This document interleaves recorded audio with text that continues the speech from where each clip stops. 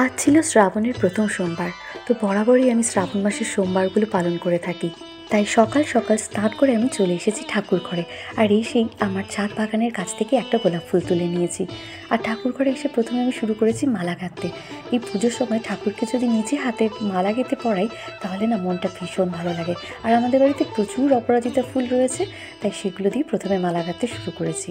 শুনেছি মহাদেবের প্রিয় ফুলের মধ্যে একটি ফুল হলো অপরাজিতা। আর বাড়িতে যখন প্রচুর রয়েছে তাহলে তো মালা গাঁথতে কোনো অসুবিধে নেই। আর আকন্দ ফুলের মালাটা বাজার থেকে কিনে এনেছি। আর এই মালাটা গাঁথার পর মনে হলো যে প্রচুর সাদা ফুল রয়েছে, তো সেটা দিয়েও একটা মালা গাঁথি। তাই এই যে সাদা ফুল, বেলপাতা, অপরাজিতা সব কিছু মিলিয়ে এই সুন্দর মালাটা গেঁথে নিয়েছি। তো এই সব কটা ঠাকুরকে পরিয়ে দেবো। তো পুজোর প্রথমেই আমি ঠাকুরকে খুব ভালো করে পরিষ্কার করে নিয়েছি। আর তারপরে সাজিয়ে নিচ্ছি পুজোর জন্য এই পুষ্পপত্র। আর তাতে একে একে সাজিয়ে রাখছি ঠাকুরের জন্য আনা 3টে মালা, মানে সাদা ফুলের মালা, অপরাজিতার মালা আর এই আকন্দ ফুলের মালা। আর তাতে রেখেছি ঠাকুরের প্রিয় ফুল, ধুতরা ফুল আর একটা বেল। তারপরে এখানে পুজোর সমস্ত ফলগুলো ভালো করে ধুয়ে নিয়েছি।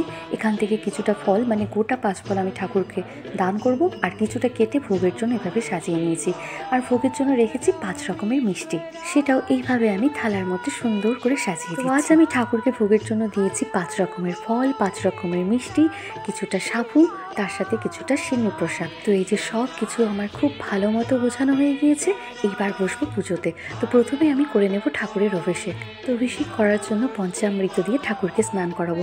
তো চাইলে সেটা একবারে বানিয়েও ঠাকুরকে স্নান করানো যায়, বা একটি একটি দিয়েও ঠাকুরকে স্নান করে অভিষেক করানো যায়। তো প্রথমেই আমি ঠাকুরকে দিয়ে দিয়েছিলাম দুধ। এইবার অভিষেক করাচ্ছি ঠাকুরকে দই দিয়ে। অ্যাকচুয়ালি পঞ্চামৃত বানাতে লাগে দুধ, দই, ঘি, মধু আর একটু শর্করা। তো শর্করার বদলে আমি সেখানে দিয়ে দিয়েছি চিনি। সাধারণত চিনি দিয়ে এটা করানো হয়। তো দুধ দইয়ের পর এবার ঠাকুরকে আমি সুন্দরভাবে মাখিয়ে দিচ্ছি ঘি। চাইলে প্রতি সোমবারেই ঠাকুরকে অভিষেক করে পুজো করা যেতে পারে, অথবা শ্রাবণের প্রথম সোমবার এভাবে অভিষেক করে পুজো করা খুবই ভালো। তো এইবার ঘি মাখানোর পর আমি ঠাকুরকে দিয়ে দিচ্ছি মধু। এবার পুরো লিঙ্গটা এইভাবে আমি মধু দিয়ে খুব ভালোভাবে মাখিয়ে দিচ্ছি। লাস্ট থাকলো চিনি। এবার চিনি দিয়ে ঠাকুরকে এইভাবে অভিষেক করিয়ে দেওয়ার পর আমার অভিষেক সম্পন্ন হলো। অভিষেক করার পর ঠাকুরকে একদম ভালো মতো ধুয়ে একটা শুকনো কাপড় দিয়ে মুছিয়ে তারপর ঠাকুরের এই স্থানে রেখে দিয়েছি। তারপর এবার তাতে দিব আমি দুধ। হ্যাঁ, এখানে শুধু দুধ নেই, আছে দুধ, দই, ঘি, মধু, গঙ্গা জল, তিল। শুনেছি ঠাকুরকে তিল ও আতপ চাল দান করা নাকি ভীষণই শুভ। আমি দিয়ে দিয়েছিলাম সামান্য গোলাপের পাপড়ি, এতে করে দেখতে ভীষণ সুন্দর লাগে। আর যেহেতু এই ফুলটি আমার বাগানে ফুটেছে, মনে হলো এই ফুলটা যেন মহাদেবের জন্যই ফুটেছে, তাই তার চরণে না দিলে কি করে হয়। তো এই যে এইভাবে আমি সব দুধ, দই, ঘি, মধু, গঙ্গা জল দিয়ে ঠাকুরকে ভালো মতো স্নান করিয়ে দিলাম। গত বছর শ্রাবণ মাসেই চলছিল আমার 7 মাসের প্রেগনেন্সি।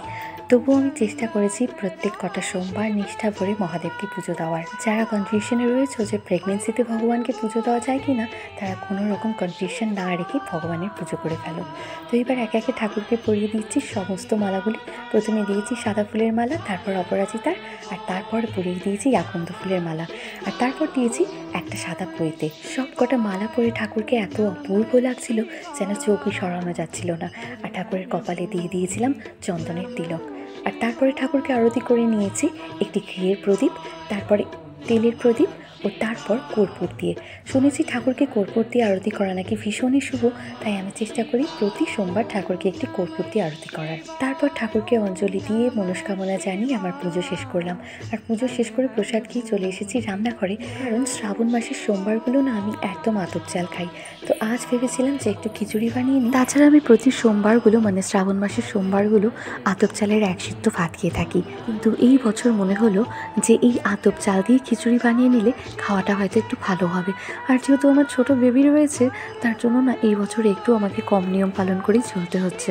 তো এই যে চাল ডালটা প্রথমে ভেজে নিয়েছি, তারপর এর মধ্যে ঢেলে দিয়েছি গরম জল। এবার তার মধ্যে দিয়ে দিয়েছি হলুদ, লবণ, কাঁচা লঙ্কা আর পরিমাণ মতো মিষ্টি। এবার খিচুড়িটা সামান্য ফুটে উঠতে দিয়েছি, তারপর তাতে মিশিয়ে দিয়েছি একটু আদা জিরে বাটা। আবার বেশ খানিকটা সময় খিচুড়িটাকে একটু ফুটতে দিয়েছি। এই যে চালগুলো প্রায় সেদ্ধ হয়ে এসেছে, তো নামানোর আগে এইবার এতে মিশিয়ে দিচ্ছি সামান্য ঘি আর গরম মশলা। তো এই যে আমার খিচুড়ি প্রায় রেডি। তোমরা শ্রাবণ মাসের সোমবার পুজো করে কে কী খাও কমেন্টে আমাকে জানাতে পারো। যাই হোক, খিচুড়ি আমার এখন কমপ্লিট হয়ে গিয়েছে, এবার খেতে বসবো। তো অনেকক্ষণ আগে থেকেই খাওয়ার চেষ্টা করছি, এই যে খিচুড়ি নিয়ে ঘরে বসে আছি, কিন্তু এই যে আমার ছোট্ট মহাদেবের জন্য আমি আর খেয়ে উঠতে পারছি না। তখন থেকে কিছুতেই ও মাকে ছাড়ছে না, আর এইদিকে আমার খিচুড়ি পুরো ঠান্ডা হয়ে গিয়েছে। আর এখন বাজে প্রায় 3:30 থেকে 4:45। মুখ চোখের অবস্থা দেখি বুঝতে পারছো যে সকাল থেকে এখন উপোস রয়েছি, শুধু একটু প্রসাদ খেয়েছি আর বাকি কিছু খেতে পারিনি। তো এই যে আমার ছোট্ট মহাদেবকে ওর পাপা ধরেছে, এইবার আমি খেতে বসেছি। আর সত্যি কথা বলতে একদম সিম্পলভাবে খিচুড়িটা করেছি, তাও কিন্তু খেতে বেশ টেস্টিই হয়েছিল, মনে হচ্ছিলো একদম পুজোর প্রসাদ। তো যাই হোক, আমি খিচুড়ি খেতে থাকি আর ব্লগটি এখানে শেষ করছি। ভালো লাগলে লাইক, কমেন্ট, শেয়ার, সাবস্ক্রাইব করতে ভুলো না। টাটা।